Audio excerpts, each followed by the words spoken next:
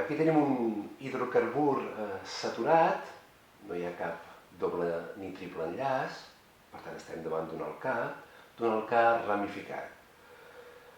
L'hem de posar un nom per anomenar-lo.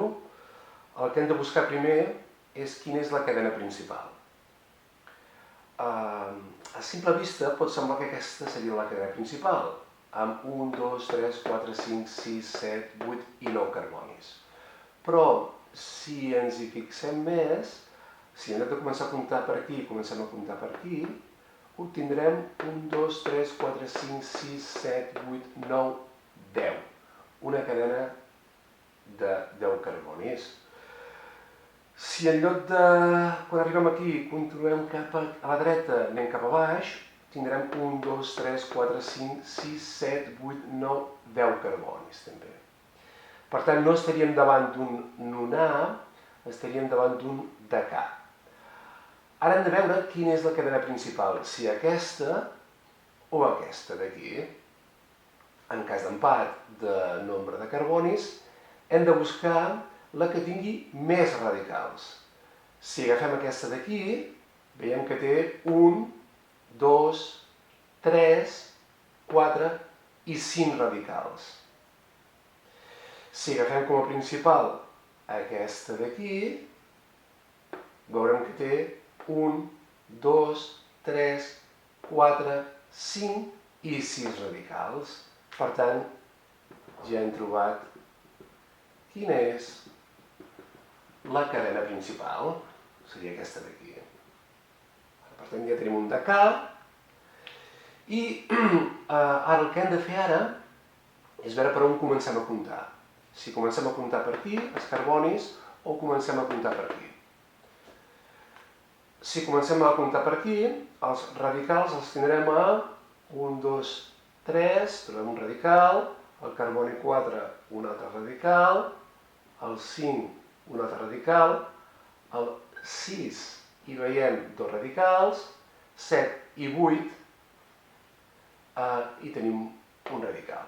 Si comencem a comptar per aquí, tindrem en el 2 un radical, perdó, el 3, perdoneu, seria el 3, 1, 2, 3, un radical. En el 5 hi trobaríem dos radicals, en el 6, en el 7 i en el 8. Si comparem, veiem que en aquest cas, si comencem a comptar per aquí, el nombre dels carbonis és menor. Per tant, agafarem aquesta i començarem a comptar per aquí. Aquest serà el carboni 1, el 2, el 3, el 4, el 5, el 6, el 7, el 8, el 9 i el 10. Ara ja tenim la cadena principal i ja tenim enumerats els carbonis. Ara es tracta d'anar posant els radicals alfabèticament. Anem a veure, per aquí tenim metils, de metils en tenim 4, metil comença per M, aquí tenim un propil, comença per P, i aquí tenim un butil. Per tant, clarament començarem a escriure el nom de la molècula amb el butil. El butil es troba en el carboni número 6. Per tant, posarem 6 butil. Ara entre metil i propil, posarem primer el metil. N'hi ha 4, anem a veure en quins carbonis es troben. Es troben el carboni 3, 4, 6 i 8. Com que hi ha 4 metils, hem de posar el prefix tetra. Tetra, metil, aquí no cabrà. I el propil es troba en el carboni 5. Per tant, 5 propil decà.